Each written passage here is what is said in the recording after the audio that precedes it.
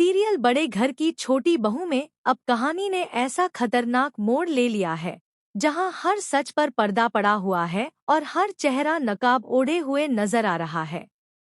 आने वाले एपिसोड में दर्शक देखेंगे कि जैसे जैसे अहाना का शक गहराता जा रहा है, वैसे वैसे पुजारिनी बहू से जुड़ी एक एक परत खुलती चली जा रही है।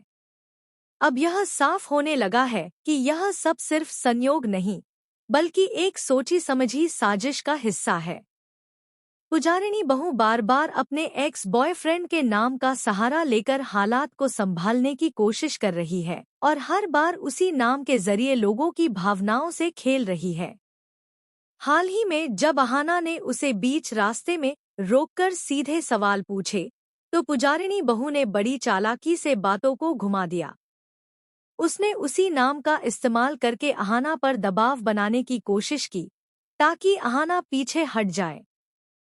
लेकिन यहीं पर पहली बार अहाना को यह एहसास होता है कि यह रिश्ता सिर्फ भावनाओं का नहीं, बल्कि किसी गहरी और खतरनाक योजना से जुड़ा हुआ है। अहाना के मन में सवाल उठने लगते हैं कि आखिर एक साधारण औरत इतनी बार अपने अतीत का सहारा क्यों ले रही है और हर बार खुद को बचाने में कामयाब कैसे हो जाती है। इसी शक के आधार पर अहाना खुद सच्चाई तक पहुंचने का फैसला करती है। वह अपने सर से मिलती है और उन्हें सारी बात विस्तार से बताती है। अहाना के चेहरे पर डर और बेचैनी साफ नजर आती है। सर अपने लंबे अनुभव के आधार पर जो बातें अहाना को समझाते हैं, उन्हें सुनकर अहाना के पैरों तले जमीन खिसक जाती है। सर उसे बताते हैं कि यह पूरा खेल किसी तय समय और तय मकसद के लिए रचा गया हो सकता है।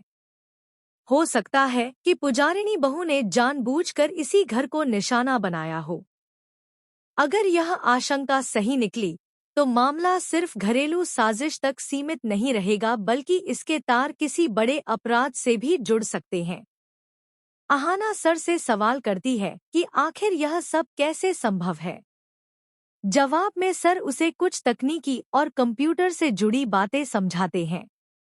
वह बताते हैं कि कैसे फर्जी पहचान, डिजिटल ट्रैक और झूठे प्रोफाइल के जरिए लोग बड़ी आसानी से किसी की जिंदगी में घुस जाते हैं। यह सब सुनकर अहाना को पूरे खेल की एक झलक मिलने लगती है और उसे एहसास होता है कि वह अब सिर्फ शक के भरोसे नहीं चल सकती। आने वाले एपिसोड में साफ दिखेगा कि पुजारिनी बहू का रवैया अब और भी